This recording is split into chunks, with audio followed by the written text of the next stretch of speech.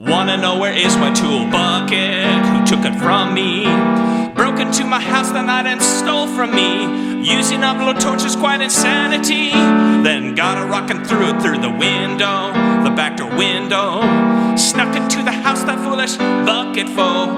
Took it to the pawn shop to get money. Need your hands here now. Hey dude man, coolest thing around. Got my show now. You're my hands right now. This is Adam Sheffield. Welcome to American Heritage Center Radio, home of the Property Therapy and Talent Development Program. Let me tell you about our sponsor for this episode. It's Big Dudes Music City, one of my favorite places to go. I've been a semi-pro musician most of my life. They've been there since 1976. They do lessons, repairs, rentals, installs, anything related to your music, your AV. 3817 Broadway Boulevard, Kansas City, Missouri. They got guitars, keyboards, drums, recording, DJ equipment, lighting equipment, accessories, used gear.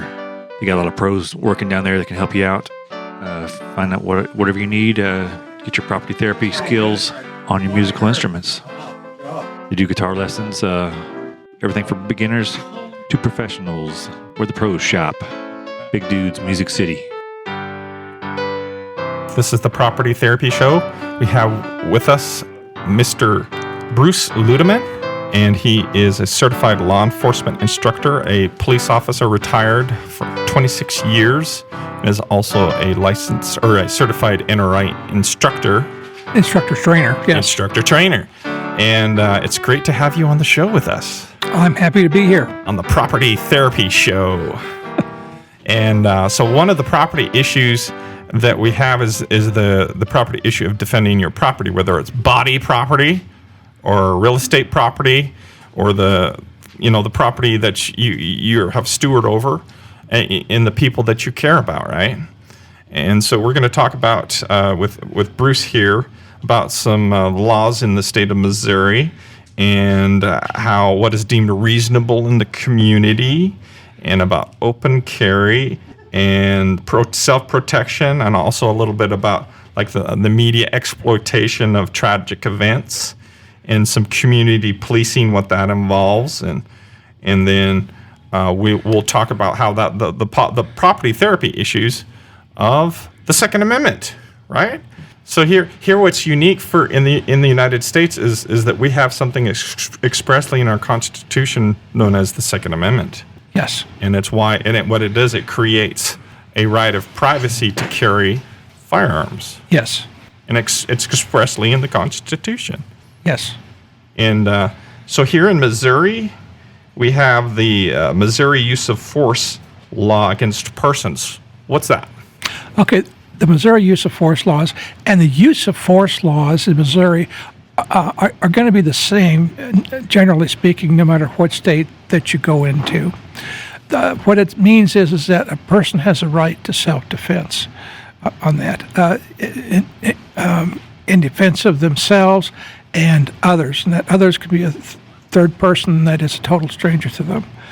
Especially so if that force coming at them that the person feels is force that will cause serious bodily injury or death, then the person can use deadly force against that the person bringing the force. Mm-hmm.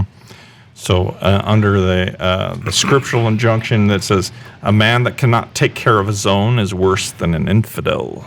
Yes.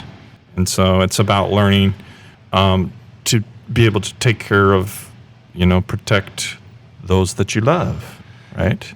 Correct. And then, so in Missouri, the use of force laws, what is the use of force laws to protect property? Well, those differ a bit from use of force in defense of persons. You can use reasonable amount of force to protect your personal property on there. If I can give an example of that, let's say you're sitting in your recliner at 10 o'clock at night, you hear a loud clang in the driveway, you'll go out to the porch to investigate, and there's someone in the back bed of your pickup stealing all of your tools that you need to make a livelihood the next day. There. Now, because it's property and not people, you can't just shoot the thief. Now, you do have a legal right to go over and confront him and say, stop what you're doing. You can push him off the property. You can put him in a bear hug and make a citizen's arrest. That's legal, but it's a really, really bad idea to make a citizen's arrest. And I can get into why later. Now, deadly force can come into the fact when if you confront the individual and say, get out of my pickup, stop what you're doing, and they reach into your toolbox, grab a hammer, raise it in a threatening manner above their head, and charge you with that, then that becomes a life threat. Right. And then that homeowner can use deadly force to protect themselves. So this is an example of a negative property therapy issue, because we distinguish between positive and negative property therapy issues. The most extreme negative property issue would be like mob violence coming to destroy your property. And that is also when a form of like break-ins and thefts, that's one of the most severe negative property therapy issues. Mm-hmm. And so what this is, it helps to neutralize this to protect your property and your dreams, right? Because you put a lot of stuff in there. And when people come in to do these things, it's like sapping your life like that. All the years and years and years of love, effort, you see?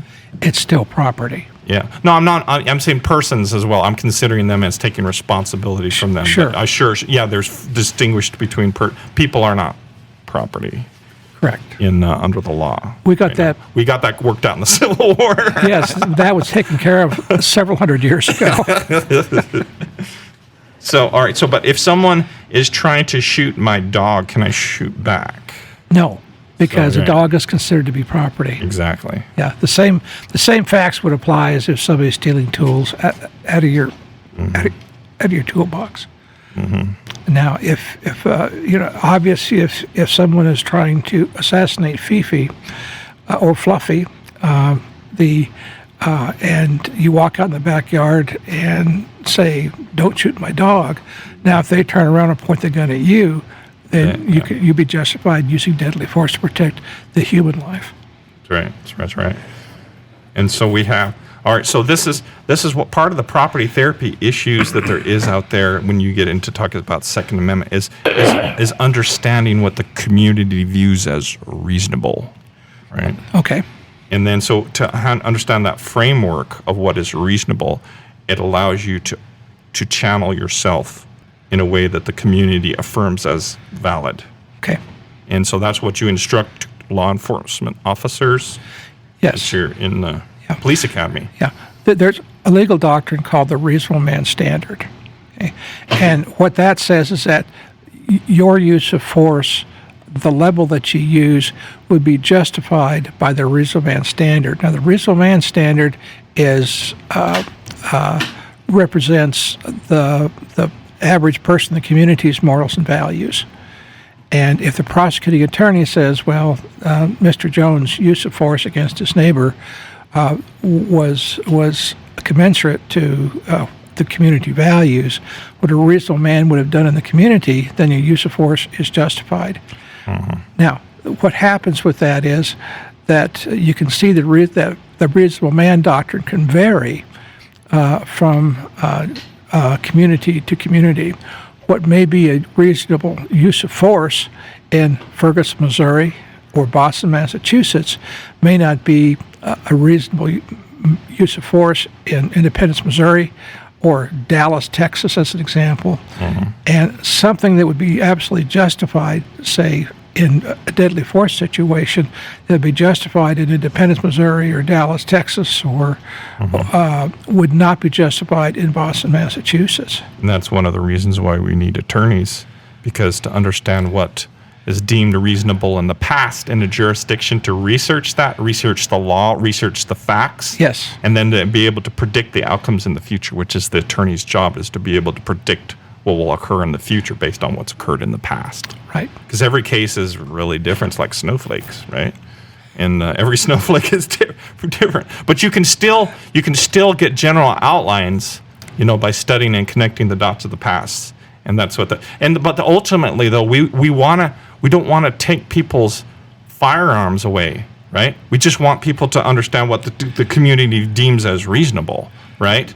Like for instance, here at the Heritage Center, like here in the studio, we have a bow right here, and this is for deer hunting, or this is a kiddie bow, and it's a training thing, but it can still shoot probably a football field on that. That one would be really good for chasing garden gnomes. Exactly. And so, but this is the historical predecessor to the firearm. We don't want to take people's technology away, right? We just want people to operating in wisdom, right? Correct.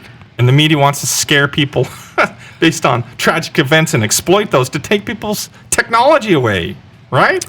Well, yeah, that's where government becomes a tyrannical. Yeah. And because firearms are the great leveler, the great equalizer for humanity. Yeah. Okay. And that term came about when Samuel Colt came up with the first mass-produced, high-quality, inexpensive revolver. And that's where the term came about, that Samuel Colt was a great equalizer, and Abraham Lincoln set men free. Mm-hmm. So that's what this life is all about, though, gaining wisdom in your life, right? Because it's not about taking away danger, but understanding how to effectively address it with wisdom, right? Yes. Because ultimately we're accountable to our Creator if we've used this time in this earth to develop wisdom or not. Because that's ultimately the purpose here, that we're here to develop wisdom. Yes, and hopefully we'll keep learning until we draw our last breath. Exactly. And so wisdom is more than just knowledge. Knowledge is understanding things, like truth is understanding the way things are, the way things were, the way things will be to come. But wisdom is knowing how to use that knowledge appropriately, to know what's appropriate in the given circumstances, to understand what's the bright line rules, understand where the exceptions lie. And that's why we have the FTS rings here at the Heritage Center, which is follow the Spirit. Muriel has an FTS ring. Yes, okay. It's an FTS. Okay. So call me to get your FTS ring. FTS, follow the Spirit. 816-674-3035. And that people that have a faith orientation in their life have a more purpose-driven existence, because they're playing long ball, right? And so when they have a more purpose-driven existence, they take better care of property and know how to channel it right, and using their faith orientation that connects with the spirit of our forefathers, right? Because not all faith orientations are necessarily equal, like not all professions are equal, like a pastor or a gang leader or a drug dealer or a pharmacist. And so not all professions are equal, not all faith orientations are equal. But here at the Heritage Center, we don't endorse any particular faith orientation, but we want Jesus Christ to be in the midst, right? Because this world's a bloody mess. And then he's an atonement figure in there to help us clean this mess up, right? Okay. And so people that have that wisdom, faith orientation helps a more purpose-driven existence, taking better care of property and of other people, and then care, and understanding. And so that's what this show is, a motivational show. So in addition to the regarding, persons and property are not the same thing under the law and morally, right? Mm-hmm. Yeah. Correct. And but as far as when you're using citizen's arrest, let's talk about that. Can a Missouri resident make a citizen's arrest? Yes, they can make a citizen's arrest for both a misdemeanor and a felony. They can make an arrest for both a misdemeanor and a felony, but in order to do so, that criminal action has to be in front of them. It has to be imminent. And now, a citizen's arrest by a citizen is a really bad idea, because now they're opening themselves up to civil liability for unnecessary use of force. The police department, a police officer, to avoid an accusation of that, that's why they wear body cameras. That's why they have cameras in their police cars, to prove that they didn't use an unnecessary force, and also to prove that the act occurred in front of them, and exactly what that particular act was. So basically, the arrest that a police officer makes they have to meet the same requirement as a citizen does. All right, so let's define this for our audience. What's a felony? That's something that you're sufficiently serious that you can spend a year in prison or more, right? Yes. And so that's what makes a felony versus a misdemeanor. Something that you'll do time for a year or more. If it's 6 months, if it's 8 months, you're good. You're not a felon. That wasn't a felony. If it's 11 months and 29 days, it's not a felony. So felony, but for police officers, you're talking about civil liability. For citizens, police officers have a qualified immunity, right? That helps to neutralize them from civil liability, right? Well, that would be they can't be put in front of frivolous lawsuits on that. But unless it's like extreme reckless, I imagine, is there? Well, sure. Then that type of thing would roll over into criminal culpability. Yeah.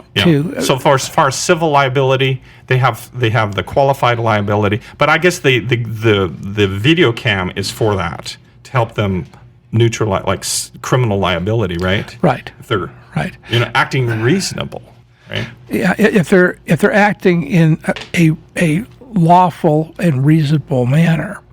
Yeah. Now some places will because of community prejudice, say, against law enforcement, will demand unfair justice. And so they'll bring in an outside prosecutor to charge the police officer. A real controversial figure was the George Zimmerman, Trayvon Martin shooting in Florida. And how long ago was that? 7-8 years ago. In that particular situation, had the media bothered to air the correct facts, they would have seen that George Zimmerman was justified in shooting Trayvon Martin on that. Yeah, with the video cams, they never show the context, right? Well, so very like the cell phone videos that you see people film. It's when the threat is being addressed, but they never show the context, like what happened prior. Very rarely. Yeah. The video cams can be a two-edged sword.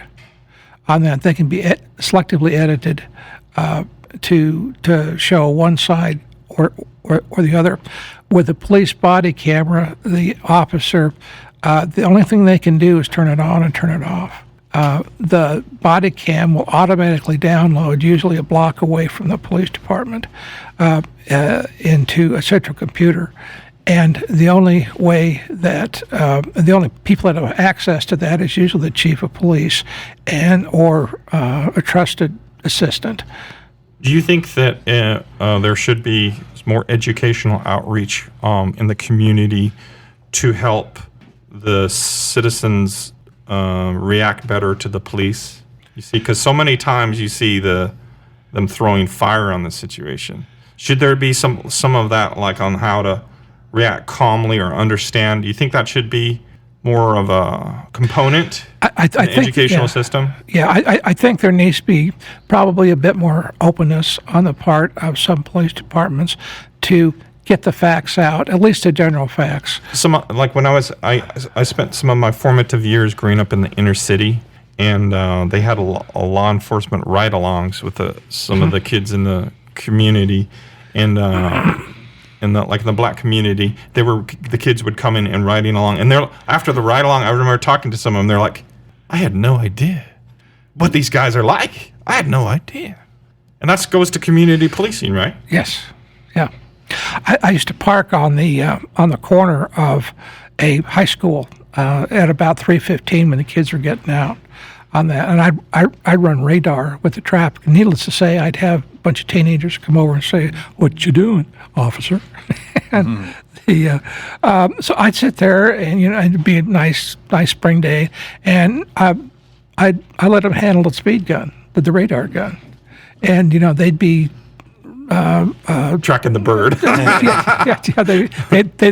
they'd be tracking the blackbird there, and they were having a good time. And I'd show them how to use it, and they'd see people. They would see cars slow down, especially the young men in the muscle cars with Their friends. with their friends. Yeah. What amazes me is the ambidextrous abilities of some of these police officers with the radar gun. Because I was driving down the highway when we were getting a transmission for the Heritage Center on this van that we were putting in, and I was going down the highway from St. Louis, and I was going down 70. And the police officer, when he pulled me over, and I said, "Sir, I did not pass you. I saw you. I didn't go that fast." He says, "Well, I was tracking you from behind." And I was like, "How are you even doing that? You're driving forward. How does that even work?"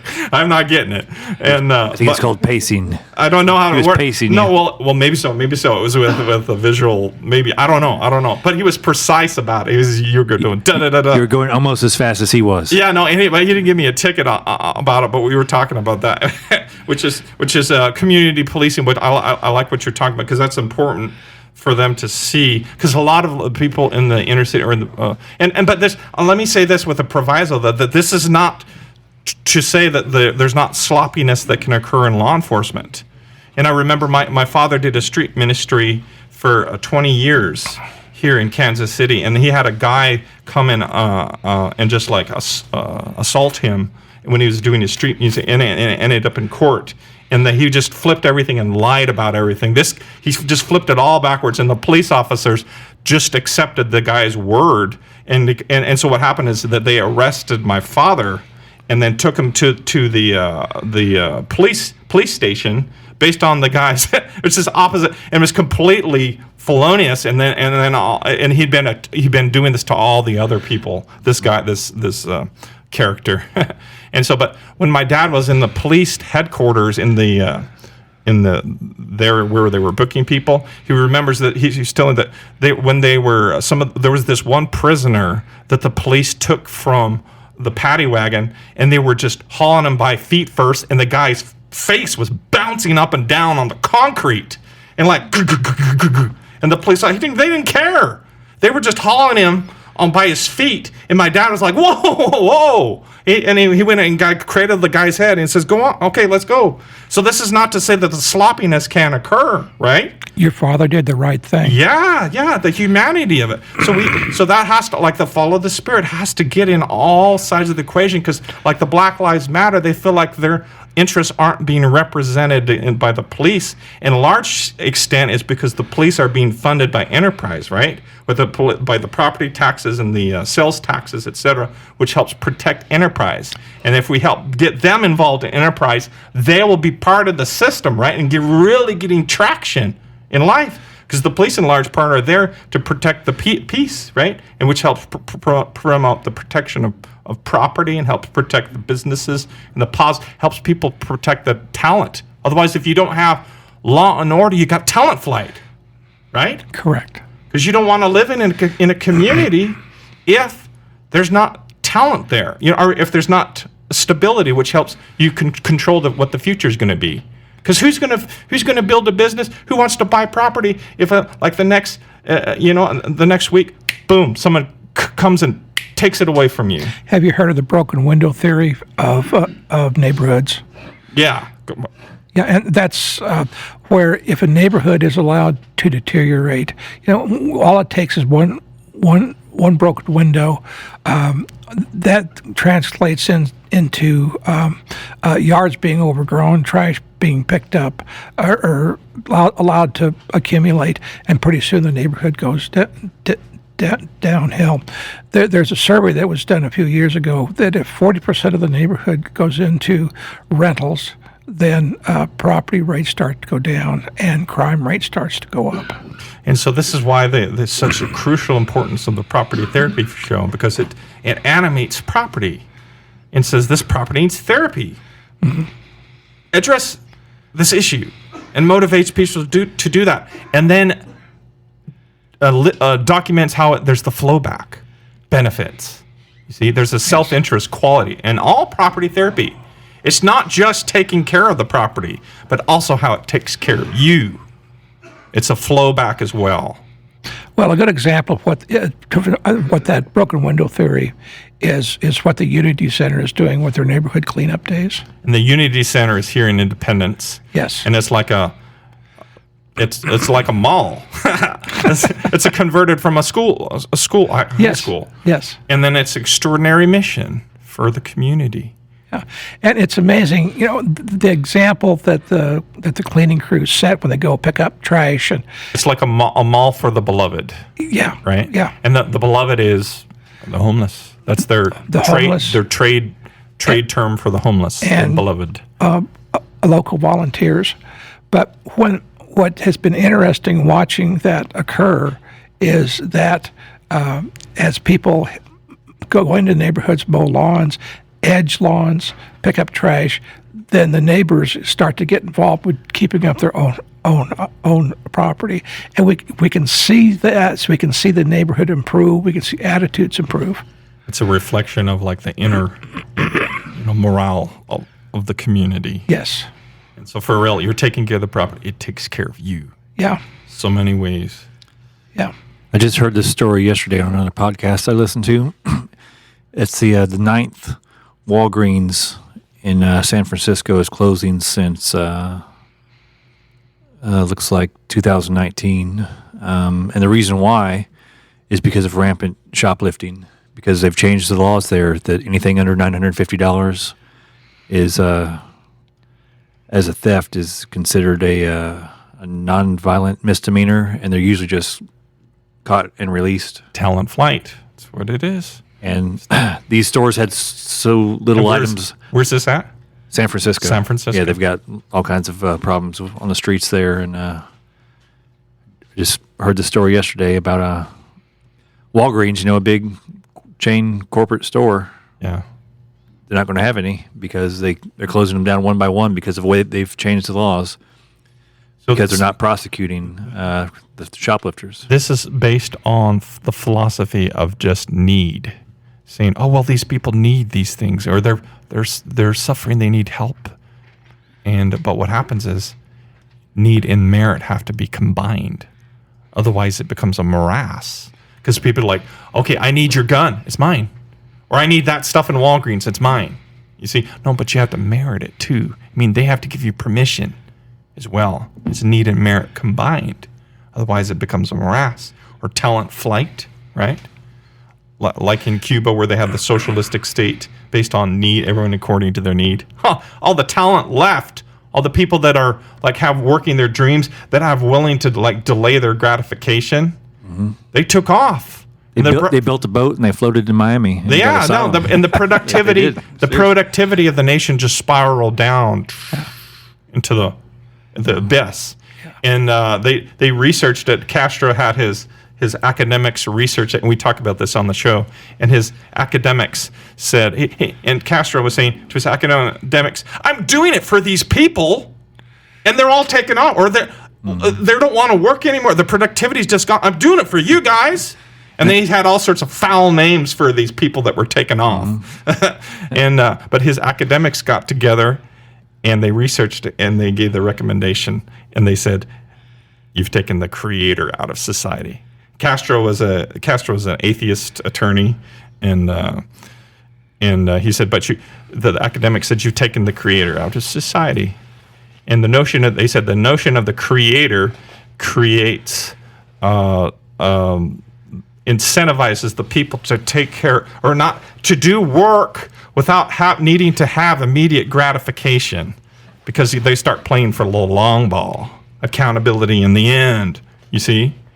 And so he'd taken that out. And then in these socialistic states, communistic states, the social fascism, as the authoritarian, where the government takes the control of the productions and the needs of, or the ownership of property and the needs of the means of production. That's the socialism. But here in the property therapy, we say, we have property. We take care of our property. We know what is reasonable. We have our faith orientation. We know how to channel this. We have a bright horizon. We're running to that. That's not our heritage. We don't do the Castro. We don't do that here.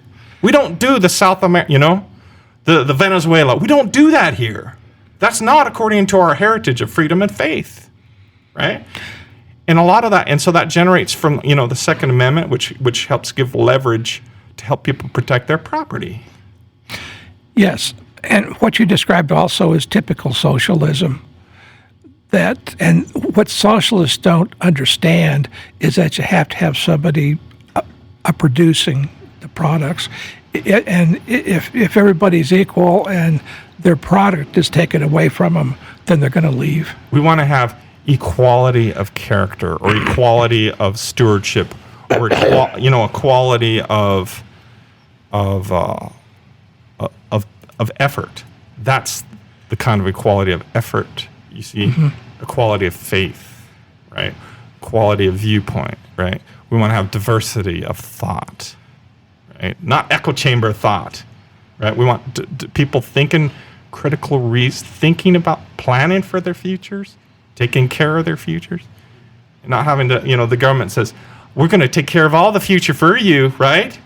And that's, once you start saying, oh, the government's going to take care of me, there will come a point where the government, like someone will ingratiate themselves into power and say, well, thank you very much for putting us control of all the property and the means of production. Thank you very much. I'm doing it for you, right? And that's what Hitler said in Mein Kampf. He says, we're going to use the means of democracy to destroy democracy. And so then we take everybody's guns. We had to take everybody's guns away, didn't he? Yes, and I think that is a typical tyrant when they want to keep somebody forever in that parent-child relationship, where the child is totally dependent upon the parent, and that just doesn't really work. Right. Okay, so the media has a way of exploiting these tragic events, right? Correct. And you see these horrible things, and then they exploit that, right? Yes. And that's an example of inductive reasoning, is where you start from the small instance, and then you apply broad results, or apply broad results from that. So, and inductive reasoning is some of the most faulty reasoning there is, as opposed to deductive, where it's you view many, you go from big to small, right? You do lots of scientific studies, like the more guns is less crime. He viewed broad, took data from jurisdiction after jurisdiction after jurisdiction, and then applied that narrowly. You see? So the deductive leads to more focused, correct reasoning. That's in line with our heritage of the United States, right? Because it expressly says Second Amendment in the United States, yes, in the Constitution. Yes. And so, okay, so we have the laws here that lead us to have policies and laws that lead into the states, and the different states. An open carry of a pistol. Let's talk about that. The open carry of a pistol, is that a good idea? No, it's an absolute horrible idea. You'll never see a police officer carrying open off-duty. I absolutely... Why? Well, for one really big reason and a second minor reason. One, it puts the open carrier into a very bad tactical position. If they're standing in line at a fast food restaurant with their master blaster on their hip, and some thug walks in and to go and rob the place, and they see Joe Schmo Plumber standing there, with his gun on his hip, that guy's going to get shot in the back of the head first on that. So, and police officer will never put themselves into that position. And the second reason why it's a really bad idea is it just scares people. I've been in fast food restaurants where I've seen Joe the plumber walking in with a big gun on his hand, or on his hip, and walk by a table full of soccer moms, and their eyes get big, and they kind of gather their kind of kids around them, because it's really scary. That's one of the reasons why you see in the Army, when they do have open carry of the machine guns, they're always pointed down, right? Well, sure. Every time when they're walking around, you always yeah. see them nose down. Yeah. And the military is a little bit different situation. Well, even the military, you see them always nose down. You Well, see that yeah, when yeah, they're that's walking a safety around? thing, sure. Safety thing, yeah, but it also has a psychological reassuring thing. Like, as opposed sure. to have it. When going it's around. slung over their shoulder, yeah, the muzzle should always be pointed down. So this is part of the thing is about having wisdom. Yes. You know, understanding what are the policies, what are the best practices. Wisdom should always translate into common sense. Exactly. So, all right. So, in addition to, we've talked about open carry, we've talked about citizens' arrests and concealed carry permits. Or is that? Well, let's talk about that. Is that a good idea? Yes, it is. Now, in Missouri and Kansas and some other states, to carry inside those state borders, a permit is not required. And that oftentimes takes away the incentive to get the training.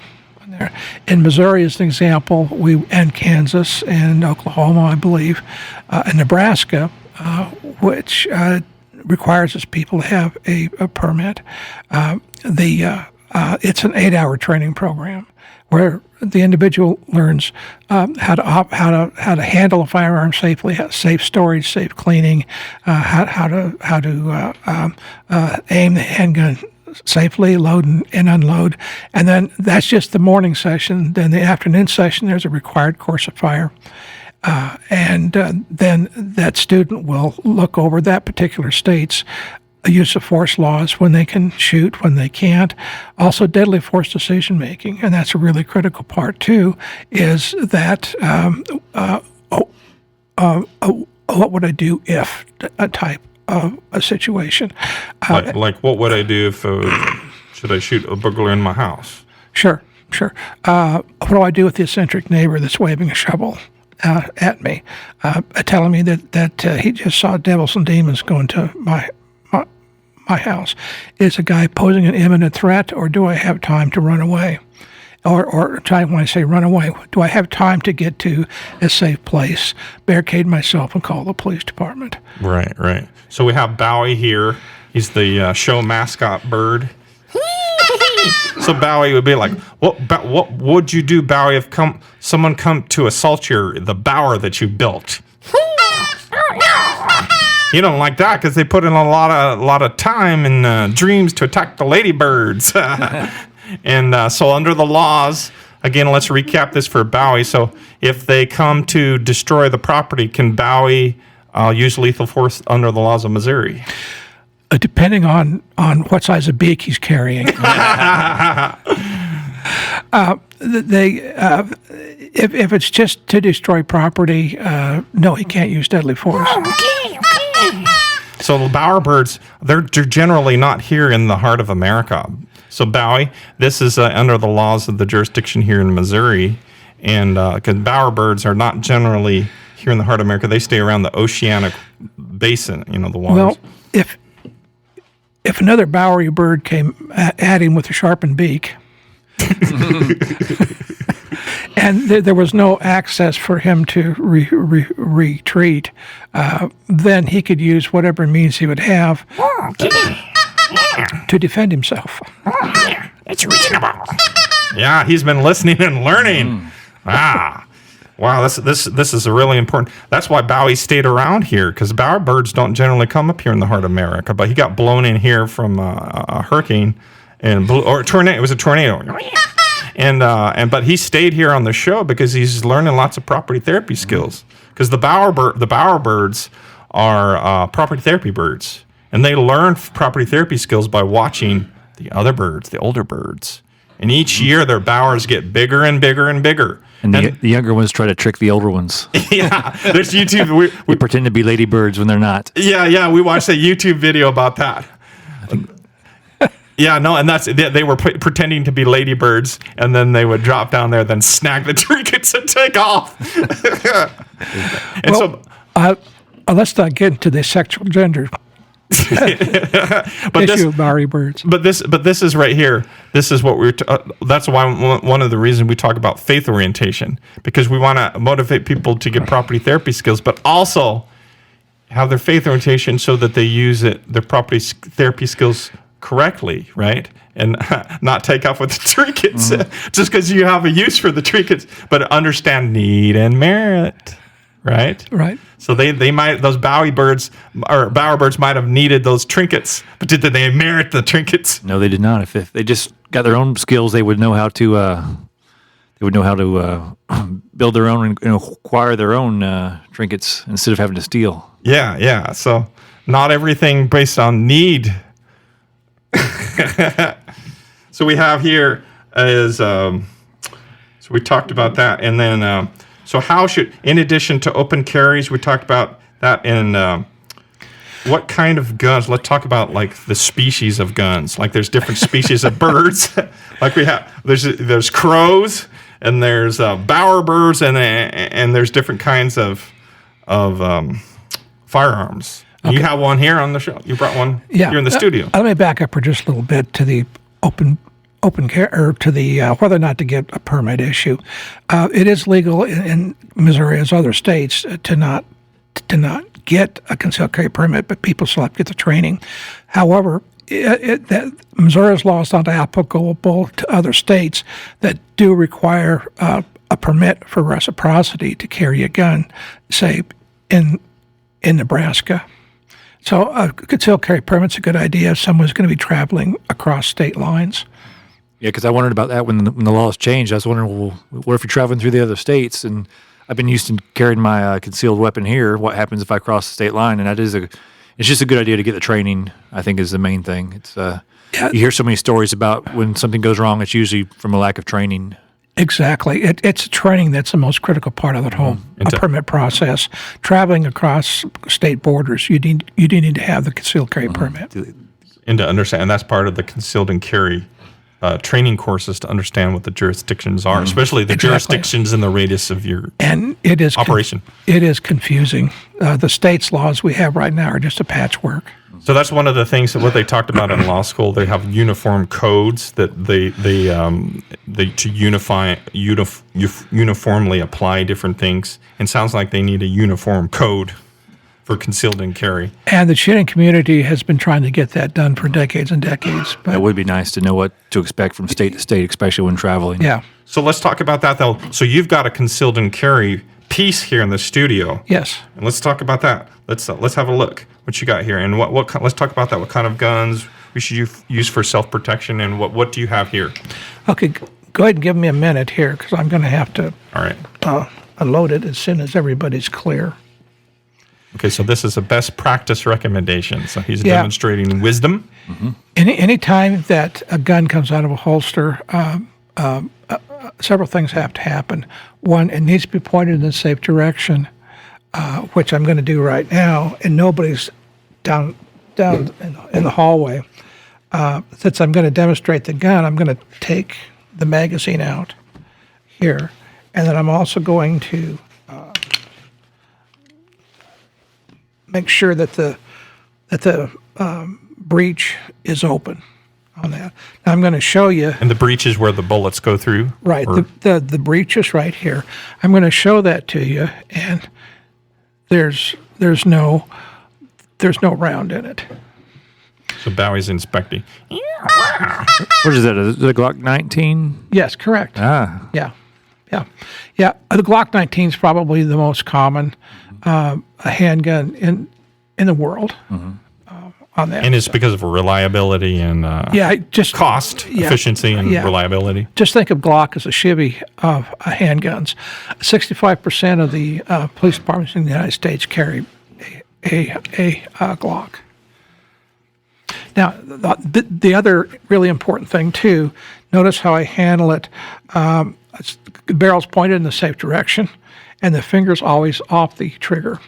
Now, part of that should be intuitive training with that. Now, and a parent should also teach that to their children at a very early age. Mm-hmm. So that's part of intuitive to make it you do it without thinking, right? Correct. It just becomes within you. And that's one of the things we talk about at the American Heritage Center. So this is the Property Therapy and Talent Development radio show. And there's 4 stages that they taught us this in law school of talent acquisition, is that the first stage is you don't even know you don't know. You're ignorant that you're ignorant, right? So like Bowie here, he never knew like humans have Glocks. So this is new for Bowie. So he didn't even know that he didn't know. That's Correct. the first stage. Correct. You're ignorant that you're ignorant. And you're like, wow. You see somebody, like you see a bow, someone shooting a bow on stage with their feet. We were watching some videos before we went on air here. I was a woman that was an acrobatic, bendable woman. She was doing a handstand and bent her feet over the back of her head and pulled the bow with her feet. Search YouTube for shoots arrow with feet. You'll see some incredible videos. So we were ignorant that we were ignorant. We don't teach that in the police academy. And so, okay, so You have to watch out for them because they're pretty accurate, even though yeah. you think they wouldn't be able to hit you, but they can. So, all right, so the first stage is you're ignorant that you're ignorant. And then the next stage is you know you're ignorant. You're like, yeah, I don't have a clue what I'm doing, but I know that there's some people that know how to do this and they're really pros. And it's like, wow, you're in a stupefied state, right? That's the ignorant, but you know you're ignorant. It's like in law school, when you first start law school, you're like, whoa. At first, I mean, you don't. For those that never have gone to law school, you don't understand how mind melting that it is. It's the most miserable experience, and I don't know of a single attorney that wishes that they would go through law school again. Okay, so there's you're ignorant that you're ignorant. Then the second stage is you know you're ignorant, and then the third stage of talent acquisition is you know you know.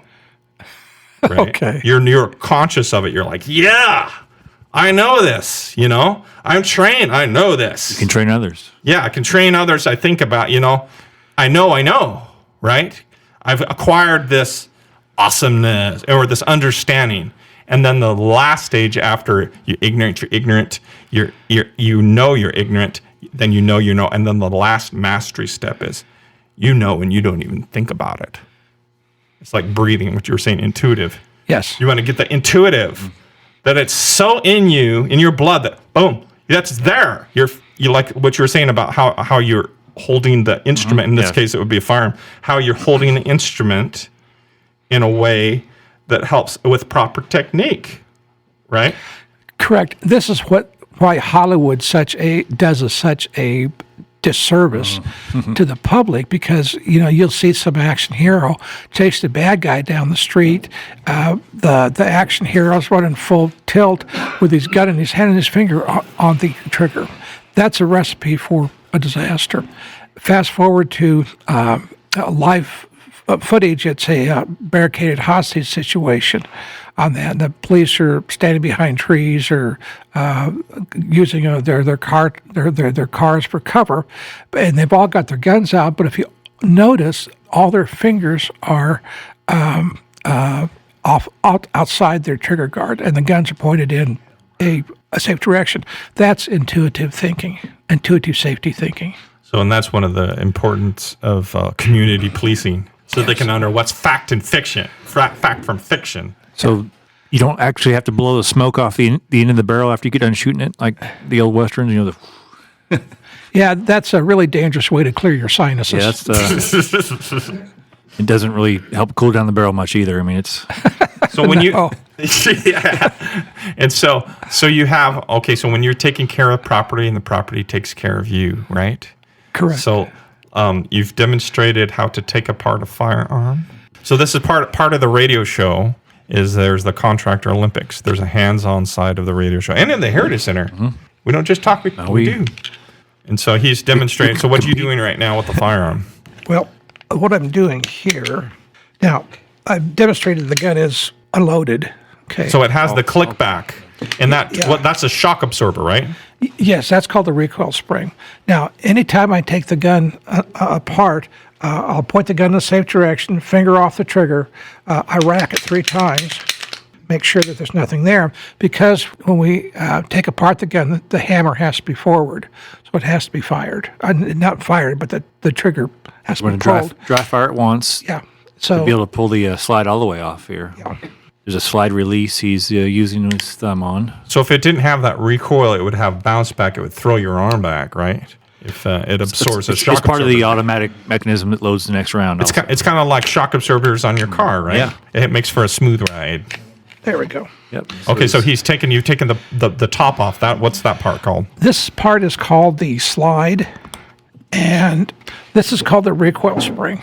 Okay. Now he's looking at it. Not very tasty. So I'll put that right there. Now, He's HVAC Tony's here in the audience taking pictures. We'll post these on the YouTube video. So tune in. So it's got the barrel. It looks like about a 4-inch barrel, 3.5. yes. We're going to put videos on the YouTube channel, or pictures on the YouTube channel. So subscribe to our Property Therapy Show on YouTube, the channel. Just search Property Therapy Show on YouTube and Facebook, and you'll be able to interact with us. Okay, so this is the casing. Would you call that the casing here? This is called the slide. The slide, Yeah. and then this here is at the barrel. Now, this is what the procedure I just did is called a field stripping. Okay, and this is what we do to go ahead and clean the gun. And then there's a whole process with the cleaning kit. And So that's property therapy right there. Yep. Taking care of it. Yeah, It'll take care of you. It'll be reliable for you, function correctly for you. correct. Have you ever had that Glock misfire on you? No. Is it okay? So now, is this a special grip? Well, actually, most handguns now, most modern handguns and all Glocks, this isn't necessarily a special grip. It's made of polymer plastic.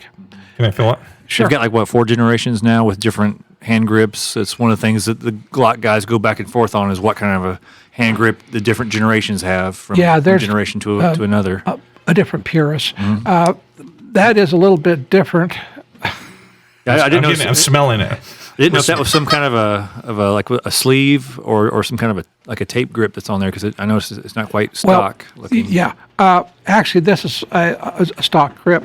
I chose to have mine. Oh, yeah, you had it modified. Okay. Stippled on that simply because if I'm shooting on a hot day, it's easier grip in my hand. So it doesn't when the gun fires. Keeps it from becoming a watermelon seed. Correct. It's like if your watermelon seed was very rough on the outside, like 30 grit sandpaper, it gives you a grip. Yes. Yes. Yeah. So anyway, Modified, I've got the grip roughened. That's called stippling, and it's much more comfortable in my hand. So it's like traction strips on stairs, like Because they make sleeves for those that could come off, and that's permanent. I'll leave there. the gun there. Because it's when you're using firearm, I imagine your hand sweats pretty much too. Yes. Right?